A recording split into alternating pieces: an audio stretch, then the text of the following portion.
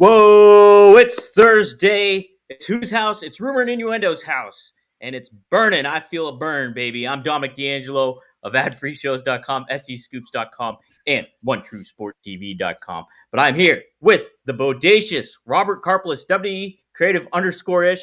Robert, man, I feel the heat. I feel the heat today. Look, we're just a couple of talking heads, and they're burning down the house. Yes. Yeah. Welcome to Rumor and Innuendo. Hell of a show. We'll say hi to some of the folks live as we are back live at noon Eastern. Mike Malaro with this episode of Rumor and Innuendo is going to be fire. Wrestling Old Head, good after morning, R&I. Looking forward to an explosive show. Robert and Dom, you two get on like a house of fire. So much so that I find myself chanting, "This is arson." Dre Owens through Hellfire and Brimstone. It's Rumor and Innuendo.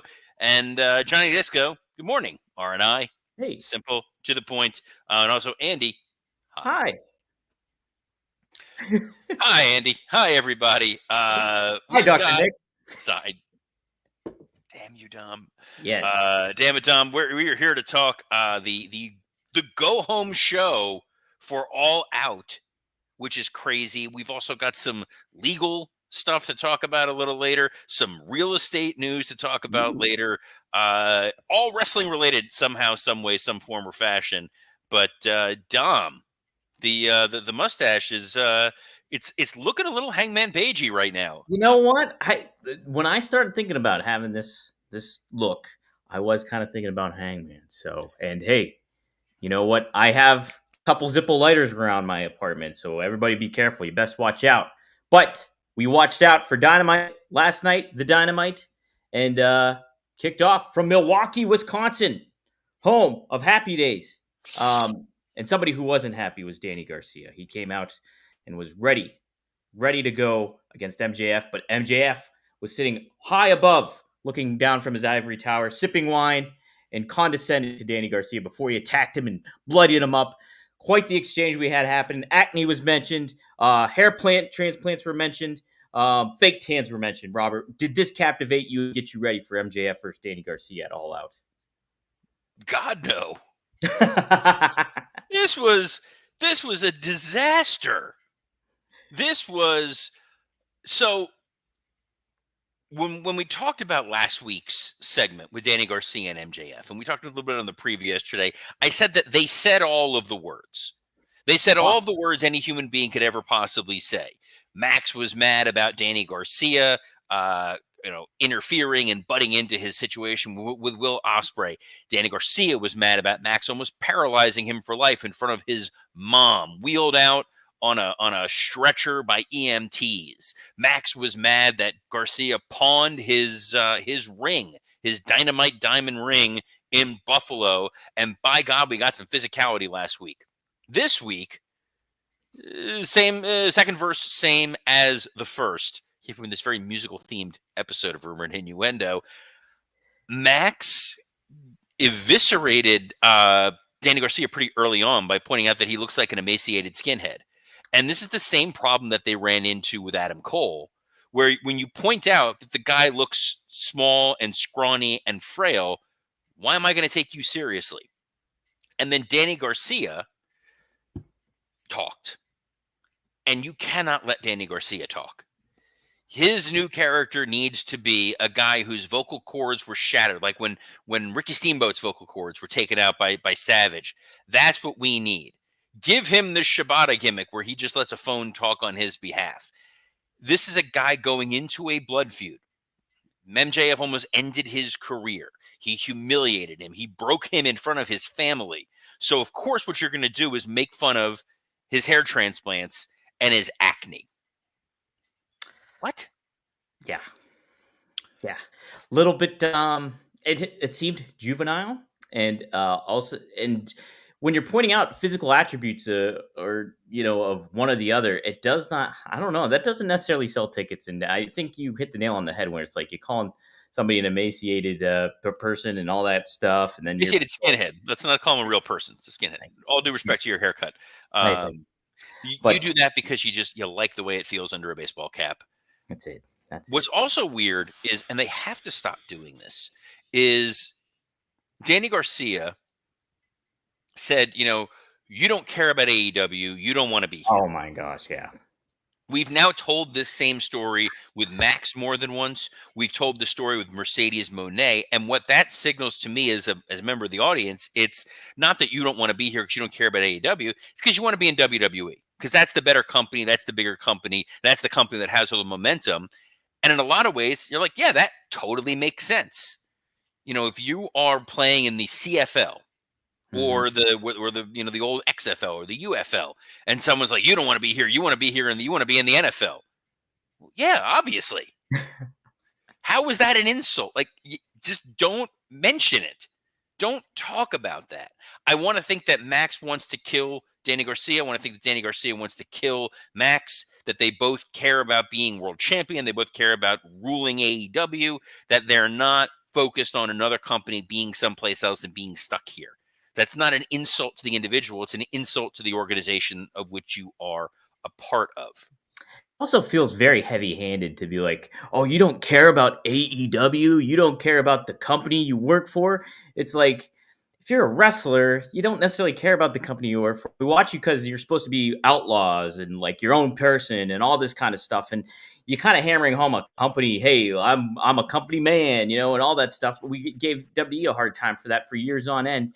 And it's just like, it's not about the brand, it's about the talent that you want to focus on. And it just it's placating, it's pandering, and it just is. It's heavy-handed, I think, too, in the same turn of, hey, you're also indirectly referencing WWE as the bigger picture.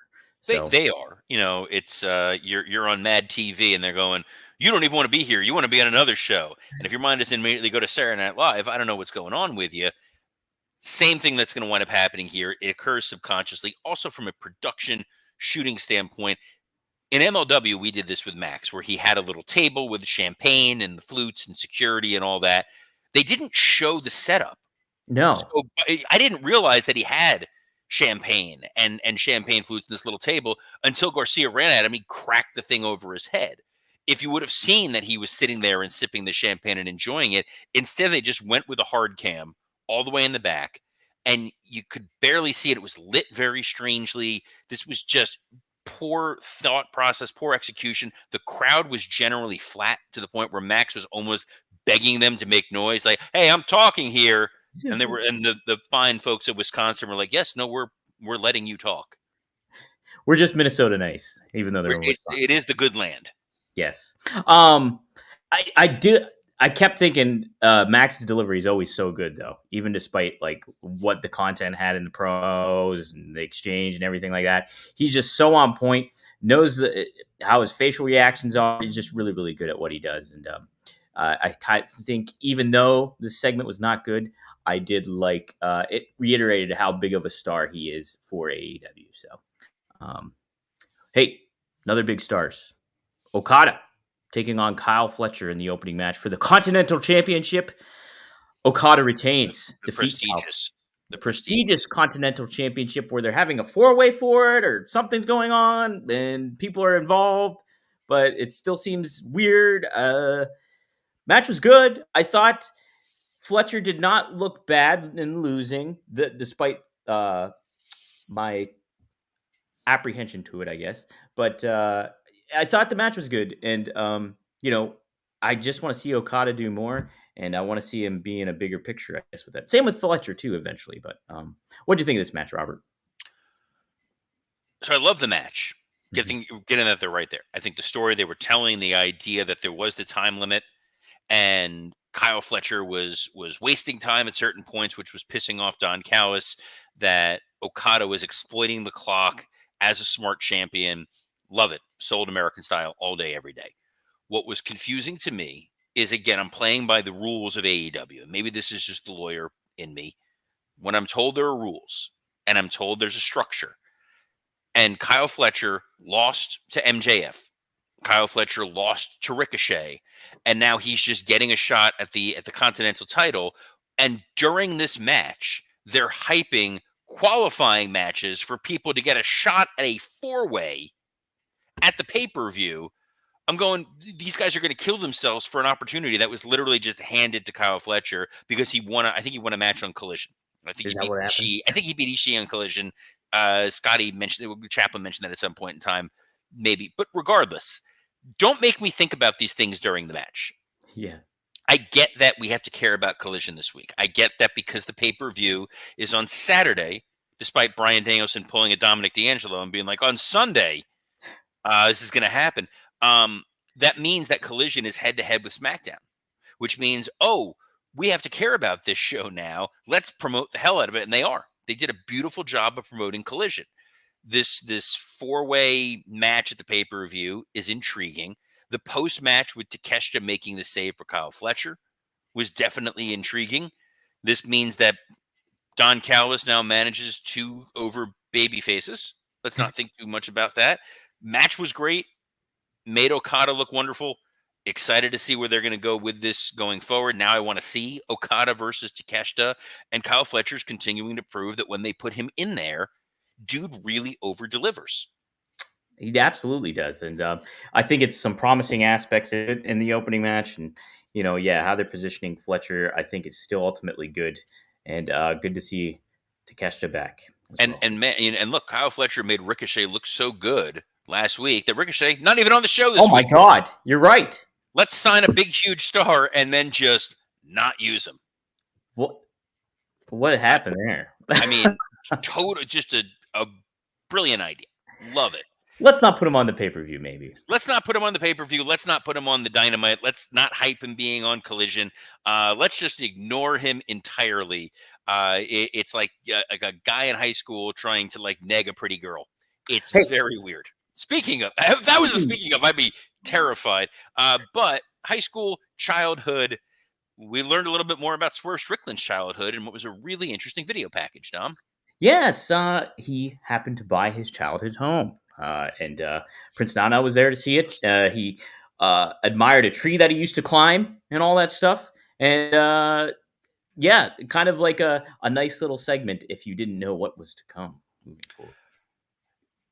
So when you used to see a cake on wrestling All right, or a trophy, you knew that thing ain't gonna last. But in Tony Khan world, where money is no object, when you see a house, they're burning that son of a bitch to the ground. Yeah, that's it.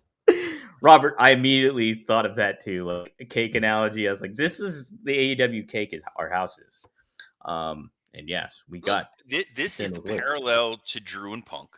Mm-hmm. And Drew and Punk got a lot of mileage out of a 50-cent friendship bracelet. These guys got a lot of mileage out of a house. Mm-hmm.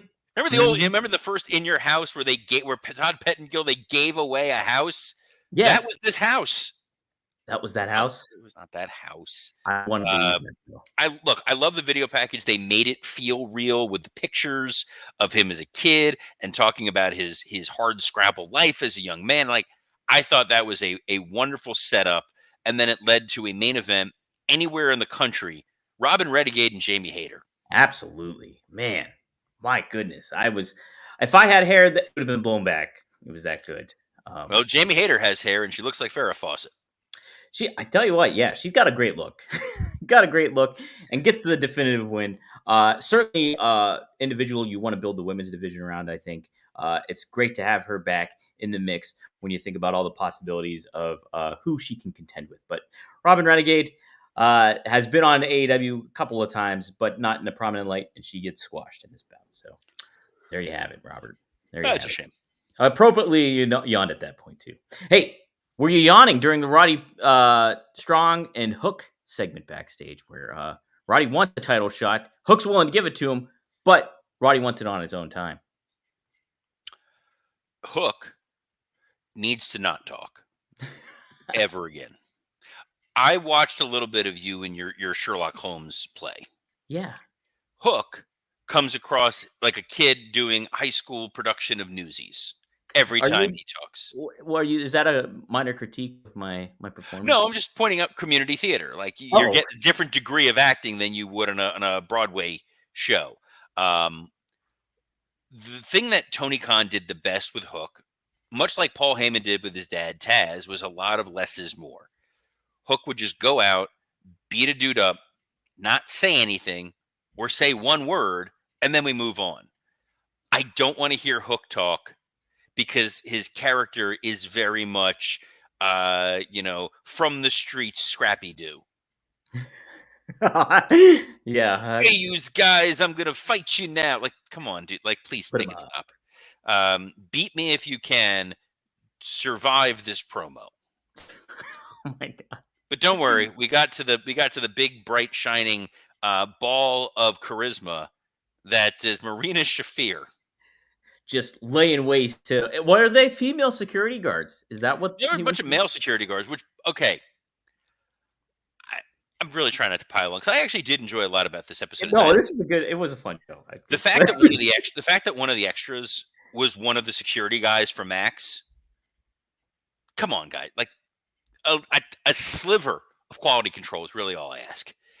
I don't need to see the same bald dude with a beard in his black shirt get beat up by Danny Garcia, and then he gets beat up by Marina Shafir.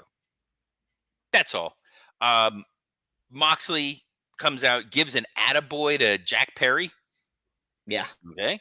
And then his promo was, Darby, you're a tough kid. I want to talk to you. Bye. All right. See you later. This was the wrestling equivalent of this could have been an email. Yeah, basically. I think the Jack Perry thing, maybe a little bit of a red herring. Hey, we're going to be friends with you. Not really, though. Because if there's one thing AEW is good at, it's paying off these types of stories. Hey, maybe that's what I should ask Tony Khan today on the media call. Today at 2 p.m., I think it is. Why I'll find out. Me? I'm not allowed near a media call with Tony Khan. Like, hey, Tony, maybe you want to explain why Marina Shafir is there. Hey, maybe you want to explain why Moxley has new music and is a heel and hasn't once acknowledged that he's not in the Blackpool Combat Club, or Bryan Danielson, or why Darby has not been there for 2 weeks. And where's Ricochet at, by the way? Did you sign him? Yeah, where's Ricochet? And when are you going to realize that the learning tree is death? What was the next segment after? Hey, it was the learning tree, guys. Damn it! Yes, Jericho still holds ill will towards Orange Cassidy for ruining his $7,000 jacket with Mimosa, and we get a little backstage promo, and then Orange Cassidy interrupts. He's like, "Hey guys," and is fighting Brian Keith on Collision for the $7,000, as a matter of fact, and that's where we left it. I kind of like I just enjoy the dynamic of Orange Cassidy and Jericho, though, between them. I might be in the minority there, but I enjoyed it, Robert. When we asked for long-term storytelling, it was not the Orange Cassidy jacket, though. The footage when they showed of Jericho on Dynamite from a couple years ago made me so sad to be like, oh, this is what this used to feel like. It felt big time. Used to be a much more fun show. Used to be a different vibe than this. In the interest of time, because the next several segments are just grim death. Mariah May beats Nyla Rose, who really is the Lance Archer of the women's division, in a match that happened. Nobody got hurt. No, same way as there was a Deonna Purrazzo video to remind us that Deonna Purrazzo was there because she's facing Shida, who we forgot was there, who's facing Mercedes Moné. And then we got a Mercedes Moné promo and a Shida promo that, again, could have been an email. And the big takeaway was Camille, the only interesting part of this whole presentation, barred from ringside at the pay-per-view. I tell you what, though, this should be a good match, though. It could, from a technical or wrestling standpoint. In-ring match will be great. Yeah. Storytelling to it. Backstage vignette would have been perfect. I agree. Let's not do that noise again. There was a 6-man tag that was a hell of a lot of fun, more fun than it probably should have been. Kyle O'Reilly, Orange Cassidy, and Will Ospreay against Pac, Claudio Castagnoli, and Wheeler Yuta. Believe it or not, Continental title on the line. Women's World title on the line. 6-man trios title not on the line. Nah, let's not do that. I'm blah. Huh? What? Match was a lot of fun. Post-match, there was an elite beatdown on. They're going to go beat down Bryan Danielson. An elite down, and then Claudio and Yuta overcome this, and now we're getting a tag match. because Claudio and Yuta forgot that they already have gold.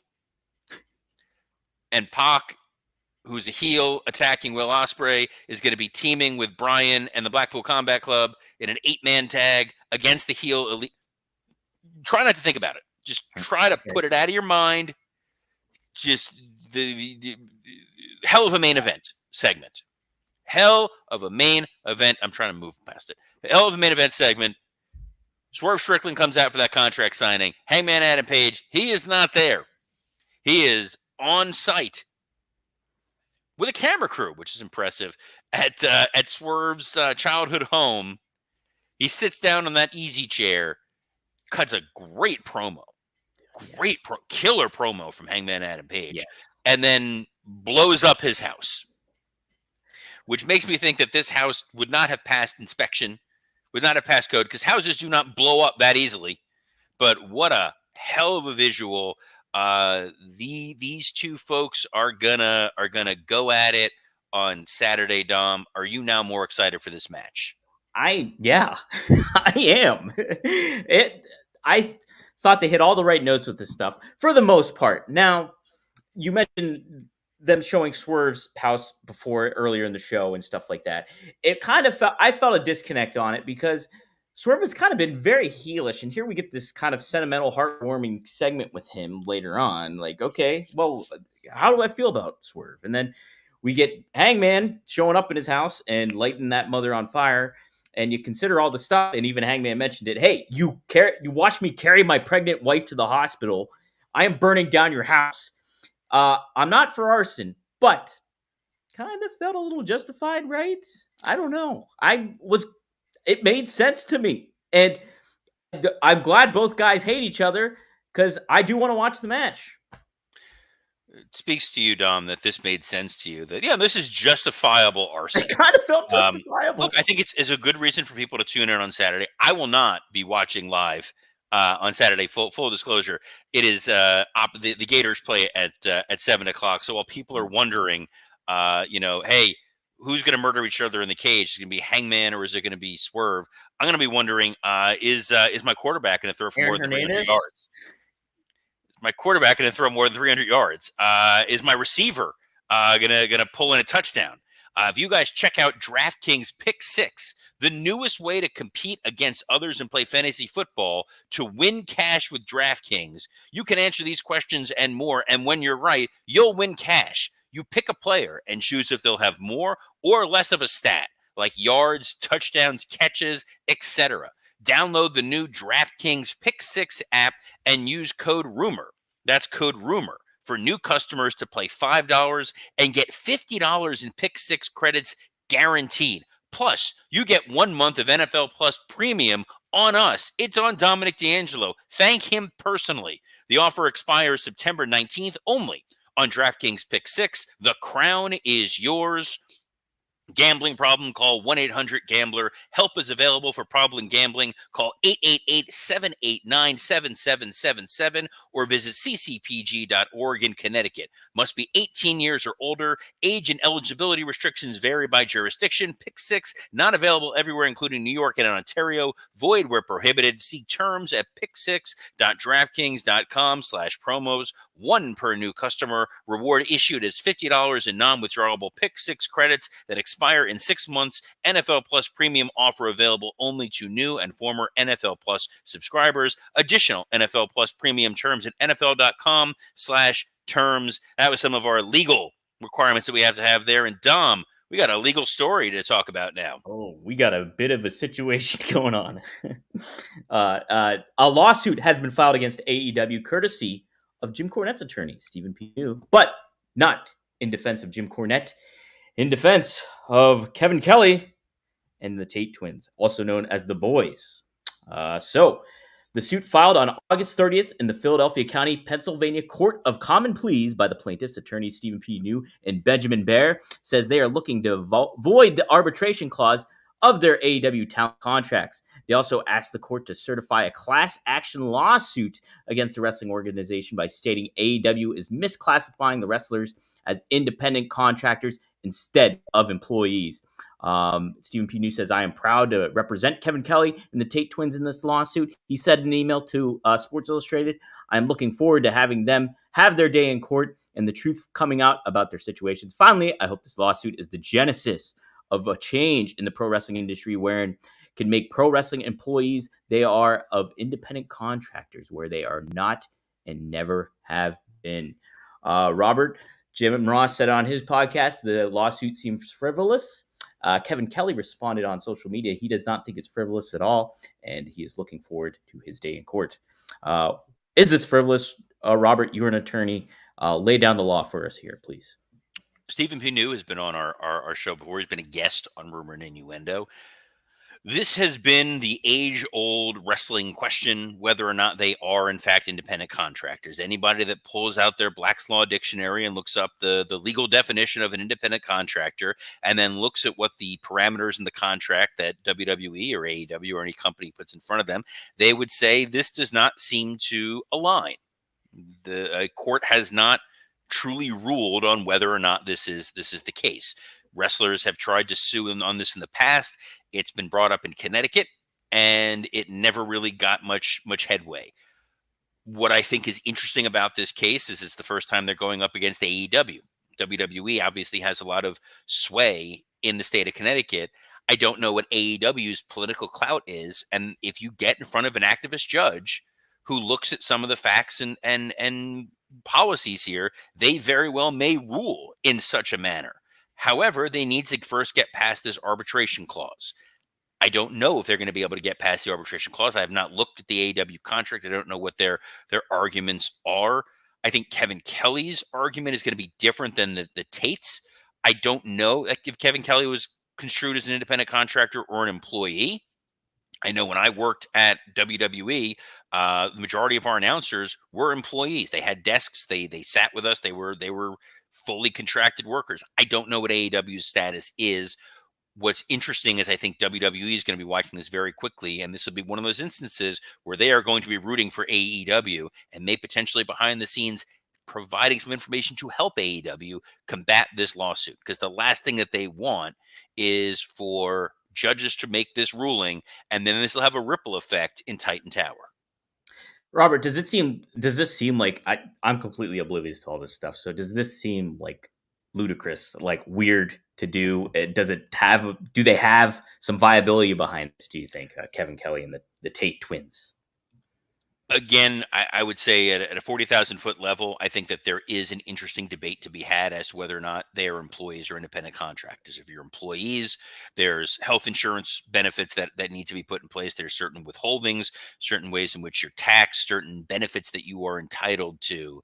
But there's also certain restrictions as an employee that you need to follow. You're following a handbook, which AEW talent, including Chris Jericho, has asserted that they do not have a handbook that they're required to follow. The nuances here are many. I'm curious to see what the filing is going to be. Once it's filed and I see what the argument is, be happy to parse through it here. But for right now, I will give it a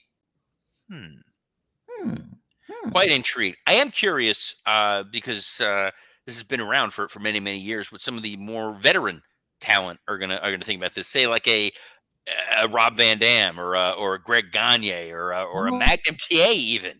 Yeah, well, guys, I mean, tonight you tune in at 9:15 p.m. Eastern Standard Time on RVD YouTube channel or on One True Sport TV, and you can hear what Rob Van Dam has to say. Maybe not about this litigation, but he's got a lot of other perspective that he can give. You can ask him live questions, and we always answer him. That really directs the show. So go to OneTrueSportTV.com, tune in, and check out Rob Van Dam live. And tomorrow, 4 p.m. Eastern Standard Time, Robert mentioned it, Greg Gagne, Magnum TA. We're going to do some live discussion there as well. So Magnum has been keeping his eyes on the AEW product, so we'll get maybe some perspective on that too coming up. So tune in at fourhorsemannetwork.com or OneTrueSportTV.com for that as well. Robert, you and Scotty just recorded Working Stiff.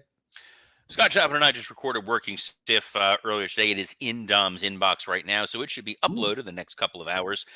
We had a lot of fun talking an insane week of wrestling. It was, and for some reason, Eminem at one point. It was a good episode. It was a lot of fun. And what time is your Rob Van Dam thing tonight? 9:15. 9:15. Here's what I'm asking for all you fine folks tuning in live right now. Make sure you tune in live to that show, and make sure that you encourage Dominic D'Angelo during that show to plug the show that he co-hosts, Rumor and Innuendo. Right there, Report guys. back and let me know. I want to see the chats flooded with people being like, "Hey, what's going on with Rumor and Innuendo?" And then Rob being like, "Huh?" What? And then you being like, "Oh, I told you about it before," and then him being like, "Huh?" And then that's the whole episode. But we'll find out if Dom did that, and we'll report back tomorrow live at noon Eastern on a plethora of platforms that you can catch us, including the WWE Creative _ish X account, the SE Scoops X account, and on YouTube on ad-free shows, Rumor and Innuendo, and Working Stiff. So on behalf of the plugging machine, Dominic D'Angelo, I'm Robert Karpolis. Best of luck in your future endeavors. Burn, baby.